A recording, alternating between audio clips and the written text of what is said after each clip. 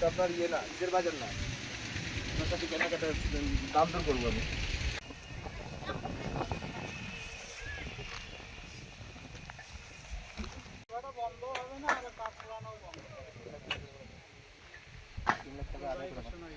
ইট ভাটাগুলোতে অভিযান চালাচ্ছি জেলা প্রশাসনের পক্ষ থেকে, এবং জেলা প্রশাসক স্যারের আমাদের একটা নির্দেশনা রয়েছে যে সারা নওগাঁতে আমরা বিভিন্ন জায়গায় যাচ্ছি যেখানে অবৈধভাবে ইট পোড়াচ্ছে তারা, এবং ইট ভাটাগুলো যেগুলো চলছে এগুলোর বিরুদ্ধে আমরা অভিযান নিচ্ছি। আজকে আমরা এখানে আসছি নিয়ামতপুরে দেশ ব্রিক্স।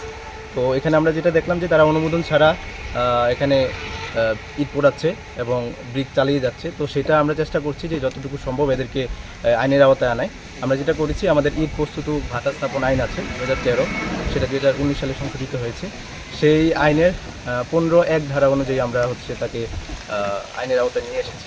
মূলত অপরাধটা হচ্ছে 5(1) ধারায় তিনি জেলা প্রশাসন মহোদয় থেকে কোনো ধরনের অনুমতি ছাড়া তিনি এখানে মাটি কাটছেন, বিভিন্ন জায়গা থেকে মাটি নিয়ে আসতেছেন, যেটা পুকুর হোক বা কৃষি জমি হোক, এগুলো জায়গা থেকে মাটি নিয়ে আসছেন, যেটা হচ্ছে আইনের সুস্পষ্ট লঙ্ঘন। হ্যাঁ, তো আমরা সেটা অনুযায়ী 15(1) ধারা অনুযায়ী মূলত আমাদের তাকে শাস্তি দেওয়া হয়েছে। 3 লাখ টাকা তাকে আমরা জরিমানা করেছি। যেখান থেকে আসুক আইনটার ধারাটা ভালো করে বলে নাই, আপনি বলে নাই।